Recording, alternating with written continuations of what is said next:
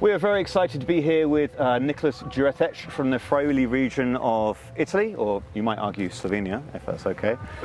Nikolas is, I think, arguably one of the rising stars of the region. There are obviously some established names there, some big greats that I'm sure many people know. But Nikolas's wines really touched us yesterday at Character Festival, and we've had them before in our wine shop, and we're excited to be getting more. And so it's really great to be able to sit down with you and just learn a little bit more about your winemaking techniques. So I guess really here's a tough first question.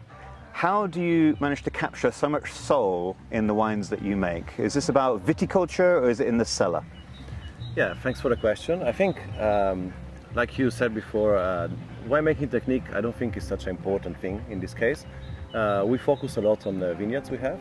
I'm very lucky that my parents and me together could select some old vineyards of the region and make some rent contracts or buy some parcels. And there are vineyards that are from 100 years to 50 years old, so we don't have younger vineyards than 50 years old. And we manage the vineyard in a very particular way. We avoid the grapes to be touched from the sunshine, so our idea is to have a lot of shadow in the vineyard.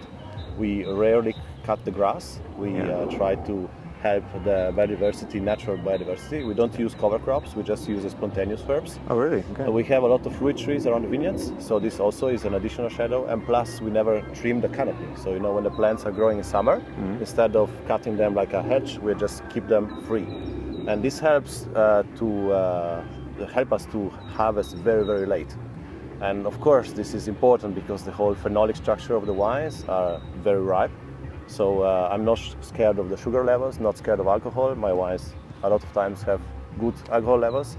But this helps also the wine to be very intense, of course, and deep, and try to extract the most from our terroir, from our soil. So when you say that you harvest late, you're not harvesting with botrytis, it's not that late in the stage, it's because you have so much shade that actually you're able to do that and to keep things, I guess, cool. Correct. We do have botrytis only in one grape variety. We like a lot, or I like a lot, Tokai Friulano with botrytis, because Tokai is a variety, so modern names is called Friulano, not Tokai anymore. It's a variety which comes from France and genetically is a parent of Sauvignon Blanc, and like Sauvignon Blanc also like botrytis. So we always wait until we get a little bit of botrytis and then we harvest it. Okay.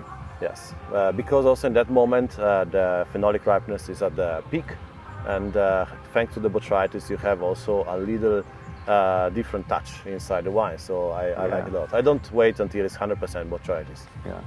Would you say that a lot of your work is done more on feeling or on science? Do you check sugar levels constantly when you're harvesting so late, or how do you kind of know when is the right time? Yes, so this is a thing that I learned from a lot of wineries that I was always passionate about and was trying to learn and try the wines and talk with the winemakers.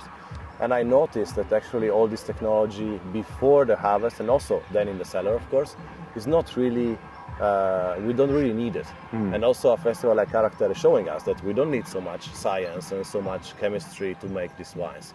So I never check the sugar levels in the vineyard. We just harvest when in our mouth and with our feelings the berries, the grape is ready. Okay. And the big help to have fresh wines is also that we have a lot of different varieties planted together, co-planted.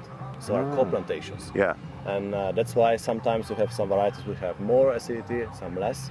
But then combined together, you have, of course, this complex wine because you have both sides. You have the ripe side and the fresh part together. And so what would you say are your main strategies or techniques in the cellar? Well, I don't like too much the really long maceration like I learned from my big, let's say, masters in Friuli, like for example Stanko Radikon. I always loved his wine, I still love them, but I don't like this kind of extraction maceration. So I prefer to make a shorter maceration, or better a carbonic maceration. Okay. So I don't like to have so much oxygen going inside the maceration period. And this I think helps again to have a bit fresher texture in the wine and not too tannic. And otherwise I love concrete. We have old concrete vats that are typical in North Italy. which everyone removed in the last 30 years to change to stainless steel. Luckily, we still have an old cellar where it's full of these old concrete vats, and this also is a material which is neutral because they are completely sealed, so it's not natural concrete inside in touch with the wine. And but it's a material which is the container is very thick, so the tank it has a very nice temperature control, natural. So we don't have a fridge, we don't cool down the wines, but these concrete vats help the fermentation to be very constant. And that's also another thing that I think I like in the winemaking technique. It sounds like you're doing things a little bit differently in the region, because normally when people think of Friuli, they think of long maceration times, amphora, and certainly not carbonic, I would say. Would you say that's accurate? Yeah, that's correct. And the other side of Friuli, of course, are very classic wines. So you have these two sides. And also some other winemakers inspired me, which were making classic wines before. And in some situations, some vintages, they were anyway able to transmit fantastic wines, even if they were a bit manipulated, okay? So for sure were not my favorite, but still I can see that there was a potential. So I just decided to make something in the between, because I see that our grape varieties, our climate, is also very well, works very well also in this technique. So like a kind of middle solution, not too heavy maceration, but not also too clean wines and too manipulated. Well, thank you so much for telling us about your wines. We absolutely adore them. If you can find these wines anywhere, you really have to get them. They're marvelous, sensational, and bottles that you can really enjoy over the whole day. You can have a sip at lunch and then see how it develops over time. And I think this is really how these wines should be enjoyed over time. This is definitely not a glue wine. This is a wine to savor and enjoy with friends. So cheers to that. Thank you, Nikolas. Thank you.